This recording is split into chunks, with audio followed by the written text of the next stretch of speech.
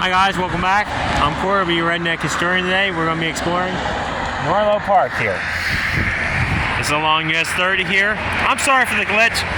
I'm not joking, this YouTube thing's killing this damn Samsung of mine. I guess I named the company because it's the cheapest phone I could afford. But you head that way down 30 here, you'll hit Chambersburg. We're actually in the town of Fayetteville. I always get those two towns mixed up, don't ask me how. But what we're standing at is a preserved farm right now. These structures are actually from the 1800s. This would have been all a farm. But what we're here to see is the farm buildings.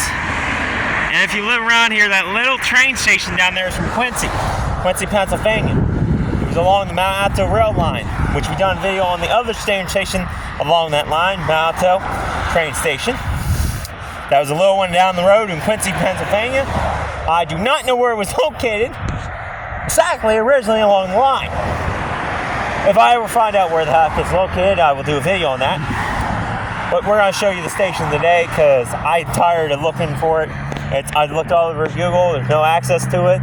Maybe the Historic Society of Mount Alto has it. I don't know. It might not even be anything left, but I do at least want to show you where it was located originally. But we'll get into that later. Let's show you the farmhouse and the farm barn. Again, this is a Pennsylvania style bank barn. They would do this in Germany. So quick, let's show you the house. So these structures are original, which is kind of neat. I never knew that. I did see that on Google last night. So these are all preserved structures. They even have rail cars to do as well. Again, I'm sorry for the glitch. I'm getting sick of this just as you guys are. Open hours, what does this say? Guilford tax office. This is the tax office. I don't see no sign that this is the old farmhouse. Why don't we just poop our bloppers in there?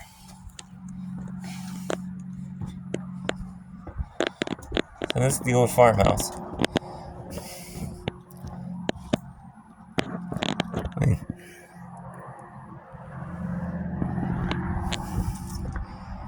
Oh, this house built right here. Right here's the sign we want. This house was built in 1885 by Isaacs and Sesson Sullenberger, restored in 2004 by the Guilford Township supervisors, Ray Cook, Frank Hobbs, and Steve Perkin. They did a lovely job on the brickwork. And this is old hand-forged brick. This is the tax office. You can see some of the old details in there. And like I said, this was an actual farm. We would be staying on a farm. Of course, we're at Guys Trucks Park. We've been buried in about a couple layers of dirt and probably crowd crap. We'll keep being a peeping Tom here because I want to see these old structures. Yeah, see them? They do have the old doorknob and lock in there. That's pretty much all the windows I can get to, I think, around this side. Let me see, is there any out front I can peek my head through? Or are there curtains in it? Nope, there's not curtains. So that's looking down through the back. I'm looking mighty suspicious here. Let's show me what's in there. Pretty cool, huh? So, I wouldn't do this on someone's house, but since this is supposedly a tax, well, it says the tax office, and it's shut right now. I mean, just look at this. And actually, right up on the peak there, it says built by 1885 by Isaac Bergen Sullenberger. My eyesight ain't too good. Gorgeous brickwork though. This was 1885. You think that's gorgeous? Look at this barn. I've always loved this barn. The silo might be added later, but this was probably a working farm up to it was restored. There is a sign right down here. We're going to read. I think they use this as an event. highly doubt that it's open to the public. But let's read this here. Barn right there. Barn built in 1881, restored in 2000, dedicated to the memory of Wayne L. Broman, who completed all woodwork. Wayne died May 18, 2004, age 36. Age 36 years. Does that say 36? I say 36. A month and 1 day. Well, either way, he passed away from an accident or something. Kind of a shame, because if he did all this woodworking, that's gorgeous. Like I said, I'm kind of a mason, so to see the brickwork and then the rustic wood beams, that's gorgeous. And then we have train cars. I did see another historical placard. Yeah, I love these old bank barns. I mean, look at this. This was done in the 1800s, man. This is where the horses, cattle, like I said, they use this for events, so that's why. Gorgeous barn. Down here, you got the eaves. Pastures. Kind of funny that they have it mossed like this. And then you got this here. I'm going to be horrible here and not show you that. Huh. These are original beams. These are taken off another barn. You see that? Even in the 1800s, they recycled stuff. If these are original, these could be replacement beams, but they had to go use. You can even see the cuts are different. These could be replacement beams when they restored the barn. Yeah, I remember old 1800 wood beams are kind of hard to come by. Let's just hop the curb. Look at how they put the brickwork in there for the vents. You got to think that would have been where the hay would have been. That's where they would have to try and dry it. I know staying over there at the house, and you can see it through. Here, you see the light? It's going straight through the barn. So either A, they sealed that up. So here's the bank part where they drug the wagons up into. I doubt this place is open. I'd love to go inside this barn. I mean, love to go in. But I doubt this place is open. It'd be weird to keep the building open. Yeah, see? Padlocked shut. And they even have placard there. It is legitimately just a barn. I don't know. Can you all see through there? Kind of a shame here.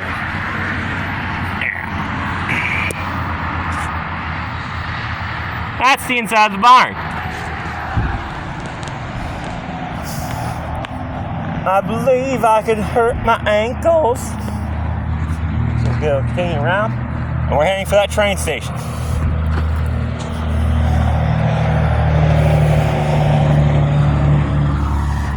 I kind of switched the pooch there. I kind of parked way back there at that pavilion. I should have parked up here.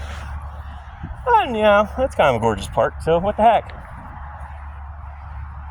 That's the other side of the barn. I don't know, can we get a peeky poop through the windows? Again, this was that bank.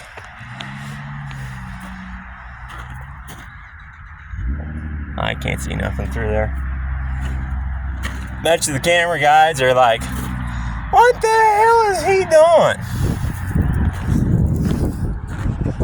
I think a lot of people are doing that right now.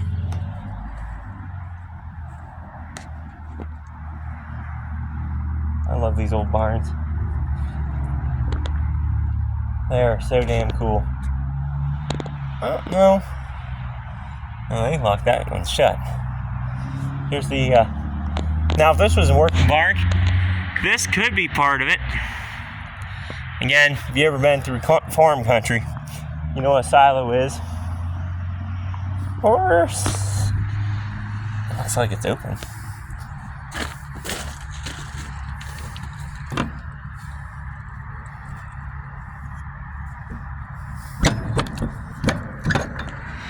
Well, that didn't do crap. Did it? I'll shut it for him.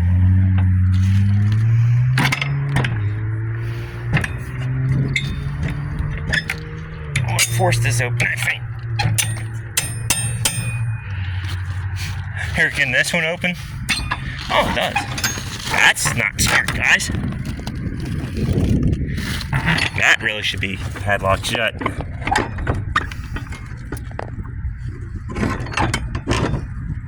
And it looked like someone kicked it in.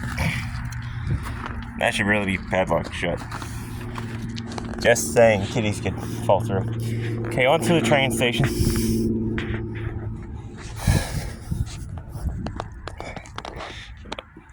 Well, I just posted, like I said, I love this barn.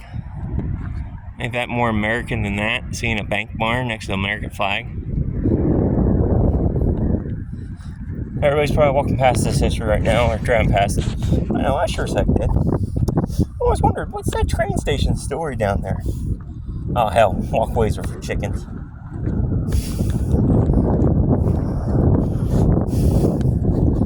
I always wondered, what's that little train station story? And then I found out about it. And that's what we're here today. Then found the barn and stuff. It was not just rebuilt, some sort of convention home. It was actually a barn. Call me an idiot, but sometimes when you get down there. So, what right on about this train station? The railroads, and this was part of the Cumberland Valley Railroad until Pennsylvania Railroad bought it, and I believe it's in the Pennsylvania Railroad color scheme. Or anything like that. But the reason it's so dang small, this was a temporary station. Now, I'm pretty sure it lived most of its life in Quincy. But what the railroads have done, they built these small stations. They move them around from town to town. So let's say the trains come to your town and they need a station for that train to be operated. Well, they'd send this there, possibly on the back of a flat car. So this would have been your temporary station until they built the fancier ones. So we'll poke around, check it out. This, like I said, this place is under affiliates. Well, I read the guy who donated this also outfitted it, so good shout to him. Sorry, I can't remember your name. But he outfitted this whole thing with the stuff he's been collecting. You can go online and look this stuff up. I still have my light on. There we go.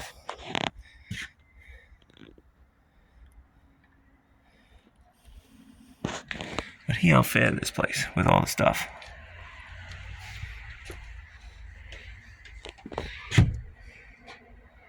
Which is pretty dang cool. And they actually use it for the little kiddie railroad. Quincy Railroad Station. The station served at the town of Quincy, Pennsylvania on the Mountain Railroad, later the Cumberland Valley and Pennsylvania Railroads. The building was acquired by Guilford Township from James Fawcett in 2008, moved to Norlo Park, and restored to fulfill the mutual wish to preserve a rare piece of Cumberland Valley Railroad history. So I believe his name was James Fawcett, because he's the last owner who had this. Before that, it was like Lucky Leaf, and that's who moved it from the original spot where it was sitting in Quincy, Pennsylvania for years, and now it's sitting here. I will say one thing, at least it is being preserved, because look at this, look at that, look at these details on these trusses. Wow, they don't do shit like that no more. This stuff, right here. Look at that, that's probably all hand and turn, too. Your mailbox. Too bad it's locked. Like I said, he furnished all this, I believe. So he was the last one. So all this stuff in here could be authentic railroading equipment.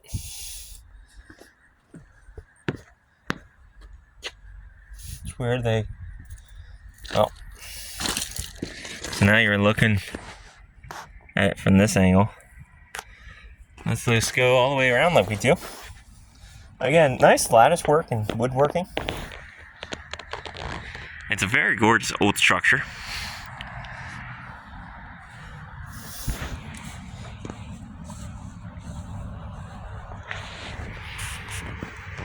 Very nice looking train station.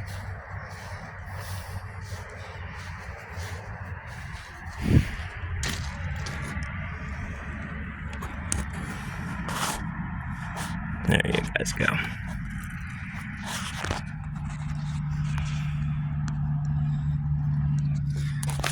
I can't believe you'd be sitting in here waiting for your thing. Do you guys see the sign? I'm laughing at that. That's funny. Now, Alto Railroad, north-south. Well, that's why we didn't go this way. Because there's a gap. I'll get it that way. Oh, look there. There's some history. Off the train station. Some more. I may actually have to jump that and read them. Here then. I'm a weirdo. Okay. So that's train station.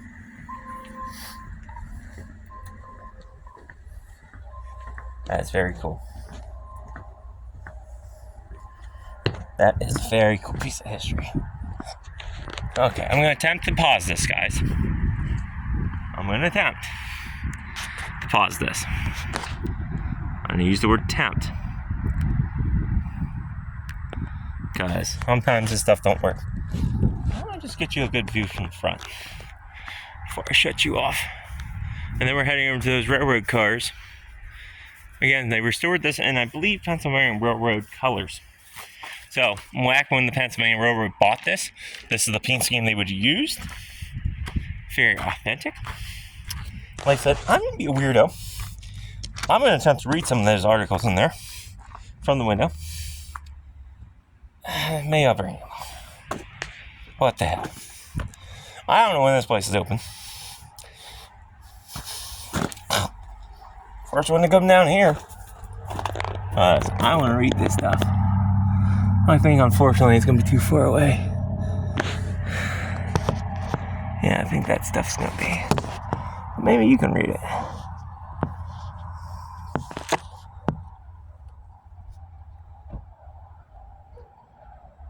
And some very old photographs.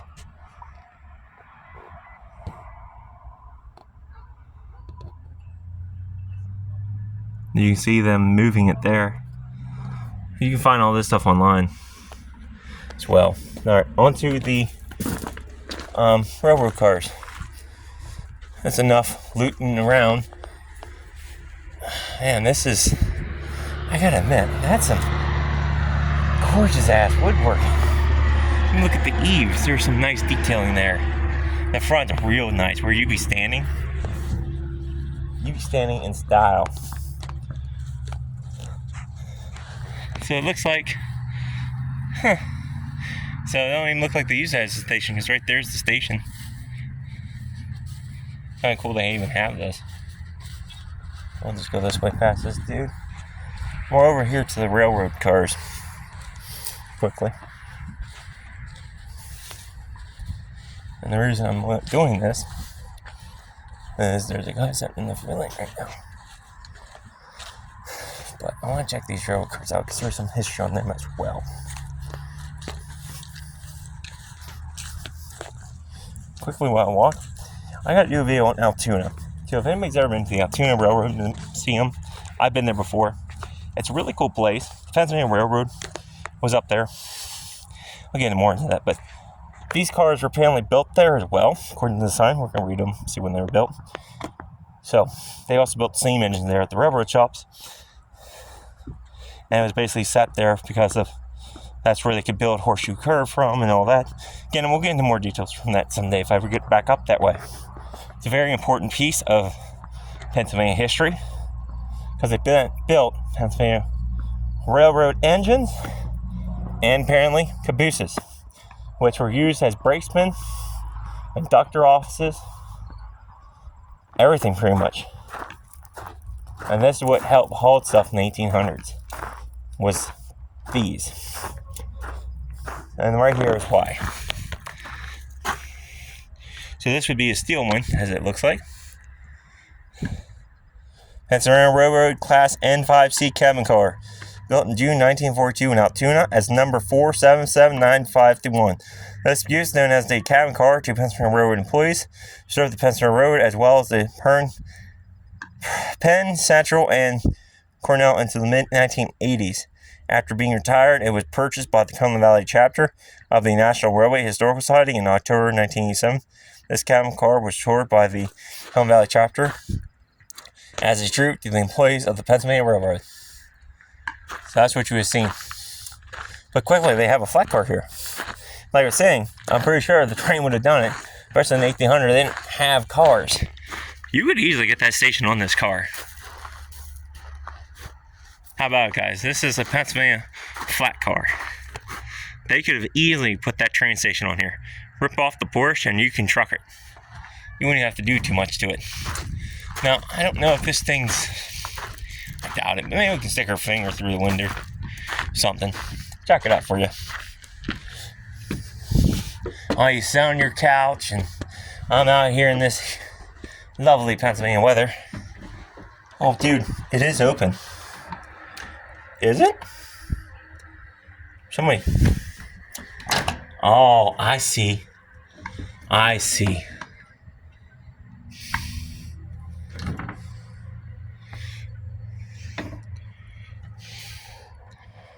You freaking teasers.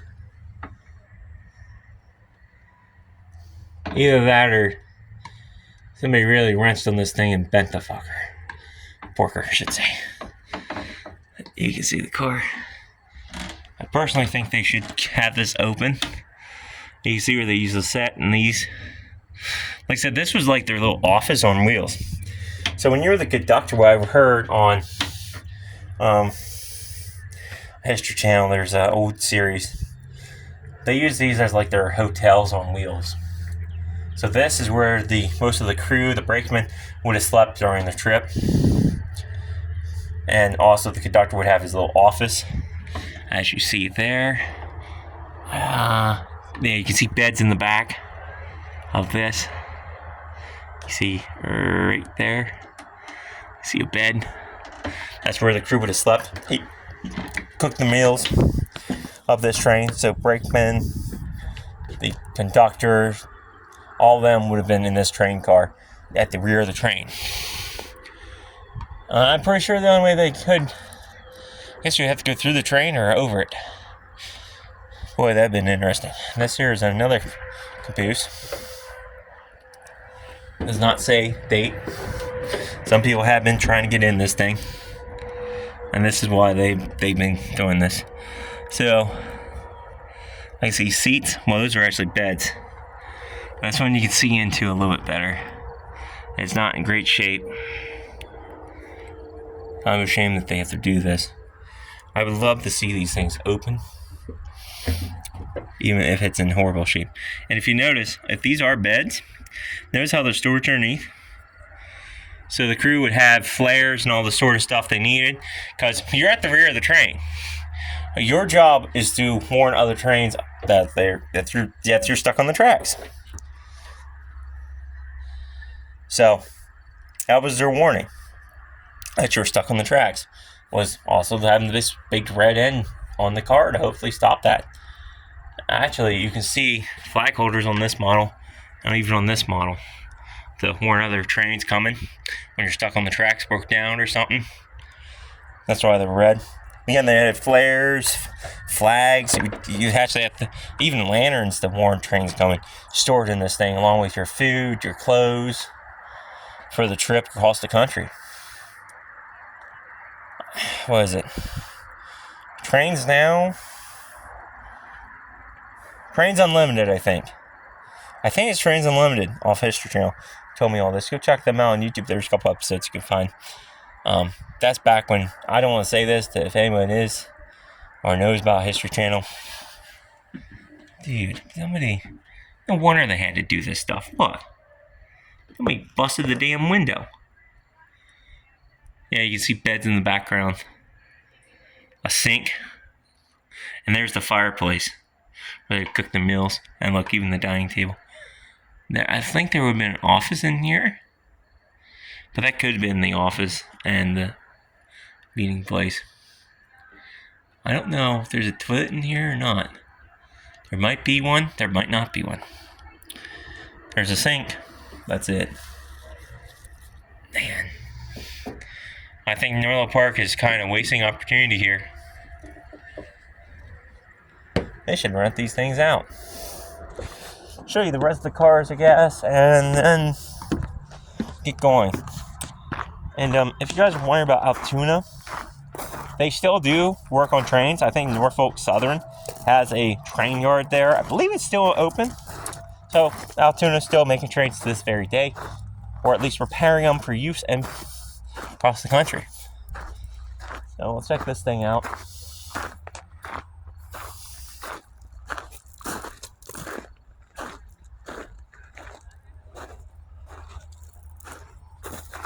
It's a wooden frame. Actually, that's wood. That's wood.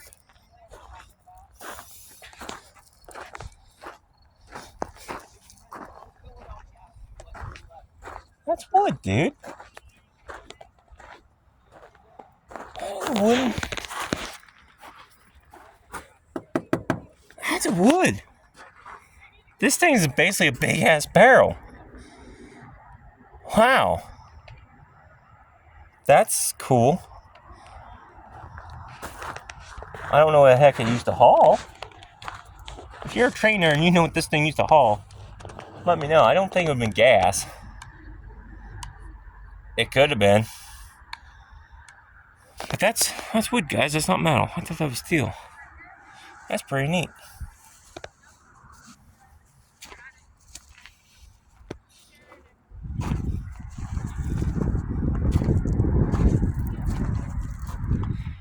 That's pretty cool. Okay. Let me end this video in style.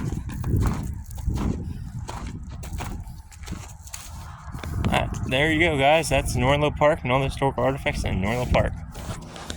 I hope you guys enjoyed this video. Stay curious, stay adventurous.